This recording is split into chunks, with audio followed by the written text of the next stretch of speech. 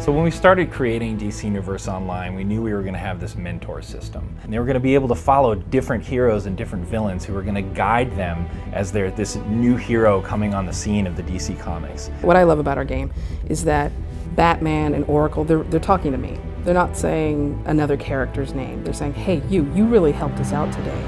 That's why we want you to be a part of our team. Try to deliver on the Batman fantasy so you felt like you were Batman or living in that Batman world, you know. So you would go to Gotham, it's dark, there's all kinds of crime and things like that, and only you can save them. You're playing that whole detective role. Really, when you start out the game, you're not dealing with Batman himself except over a communicator.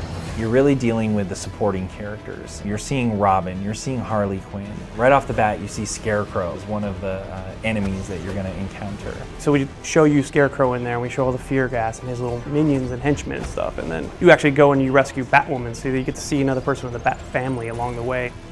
Amusement Mile is actually pretty cool. So it's this big swath area, looks really iconic, cool looking stuff. You got clowns everywhere, you got cops everywhere. Players are battling each other. It's a really, really neat experience. And then you go into the funhouse and it's totally Jokered out. You're totally what you expect to see if you went into Joker's hideout. Robin went in ahead and kind of got tied up, and you have to rescue him from Harley Quinn.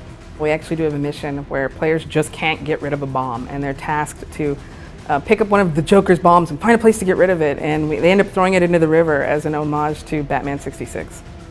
It's not till like halfway through the game where you actually finally come face to face with Batman as a player. And it's very cool because you get to experience this fight from the hero side and the villain side. You fight alongside Batman at the Regal Hotel against Joker himself. He's got bombs rigged up to gas the whole place. They're having a Gotham City Police Department ball there. It's a really pretty epic, chaotic fight that's a lot of fun, and you actually get to help Batman out for the first time. So it's not just Batman, it's the Joker as well. And this is the first time that players are actually going to get to interact with the Batman. They're going to get to either fight alongside him or try and take him on.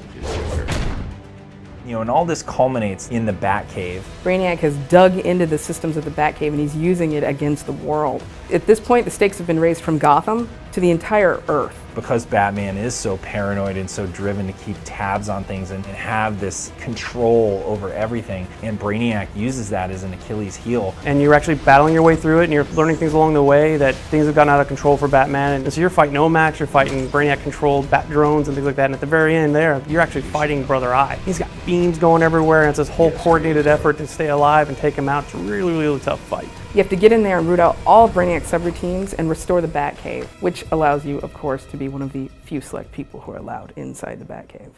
One of my most memorable Batman moments from the comics is actually when Bane comes on the scene and he stirs up all of the villains in Gotham City to try and break Batman down, make him tired, make him weary. And Oracle even comes on the line and says, hey, this is personal. He once broke Batman's back, and we're not going to let him do that to anybody again. So you get to face him down with Nightwing at your side.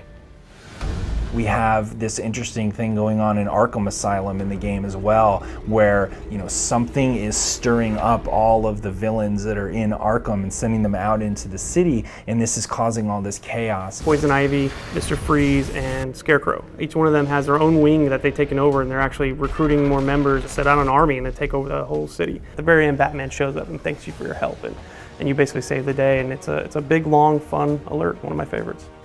One way or another, the different nuances that I've picked up on the character and the various stories and the interactions have crept their way into the various episodes in DC Universe Online. When I look at it, I kind of know where those things came from, and it puts a smile on my face when I think back on, you know, all the years and years and years I've been able to enjoy this character.